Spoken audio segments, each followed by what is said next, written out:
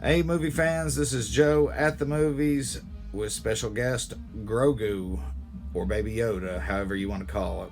This little guy was made by a friend of mine named Sarah. I'd like to give her a shout out. I'm sorry, I don't know her last name, but she made this little guy and he is awesome. So, anyway, on to the show.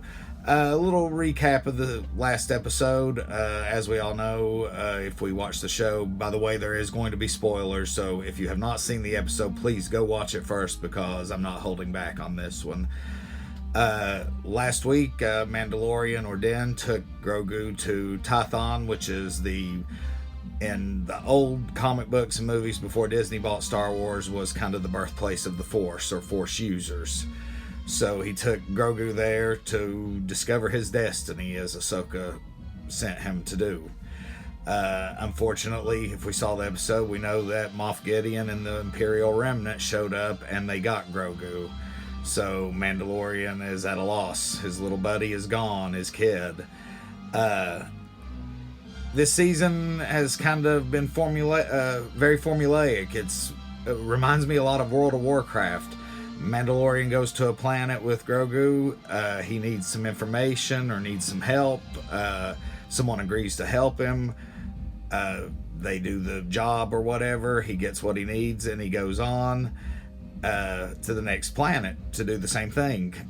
Even though it's formulaic, it's still been interesting with good characters in each episode.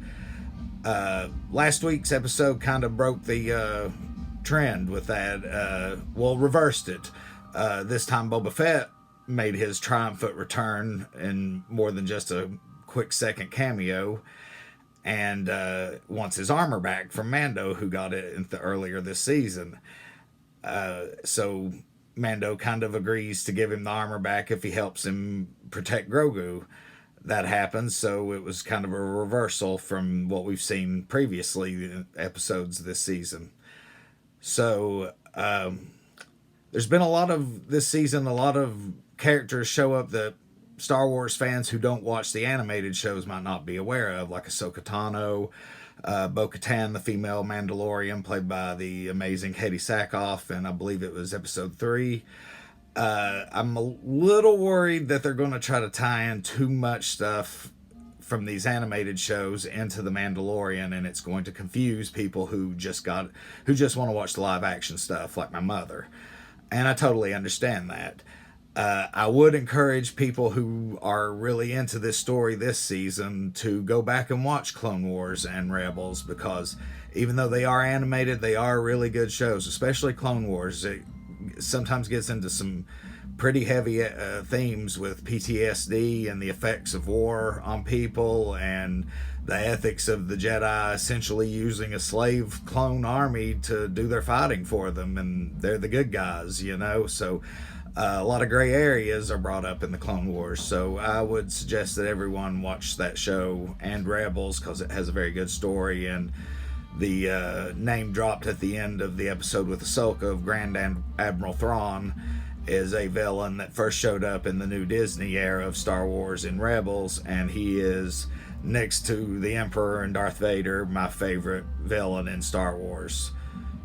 Maybe tied with Darth Maul, since they brought him back. Spoiler alert. Anyway, Boba Fett shows up again in this episode, and his armor's repainted, and man, he is looking sharp. But the standout for this episode for me was Mayfield, Bill Burr's character. Bill Burr, if you're not familiar with him, is a stand-up comedian. He's not for everybody. I'm actually surprised that Disney would cast him in this show, because he is not the most politically correct comedian, but he is pretty funny. And I liked how they dealt with him seeking redemption. His one appearance last season, he just seemed like a stone cold killer. Didn't care what he had to do to get the job done. He was all about himself, almost sociopathic.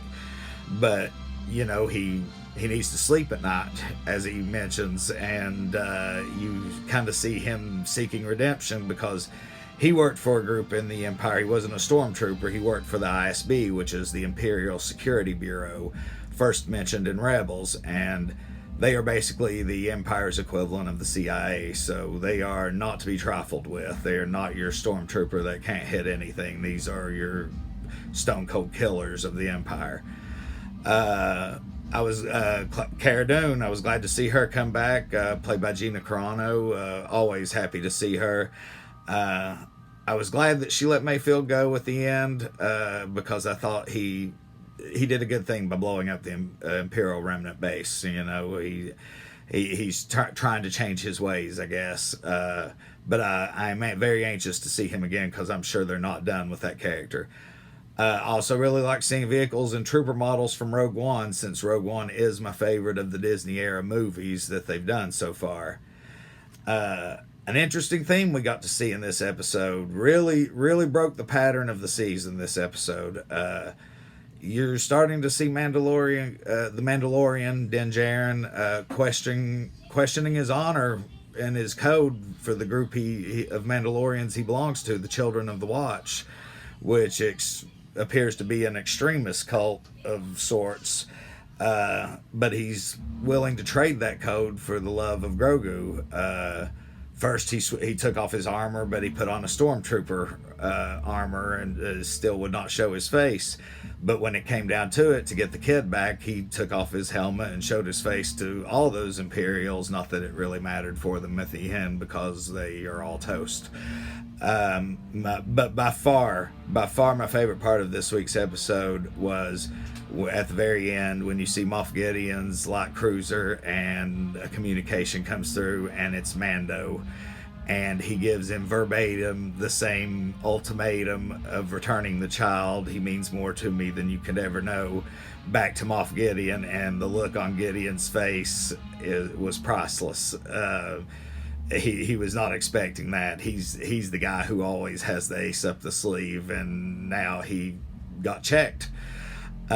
So next week, I guess, is the season finale. I have not seen anywhere where they said that it is the season finale, but last season had 8 episodes, and this felt like the precursor to a season finale. So my speculation on episode 8 is going to be the crew that Mando has assembled is going to storm Gideon's cruiser to get the child back.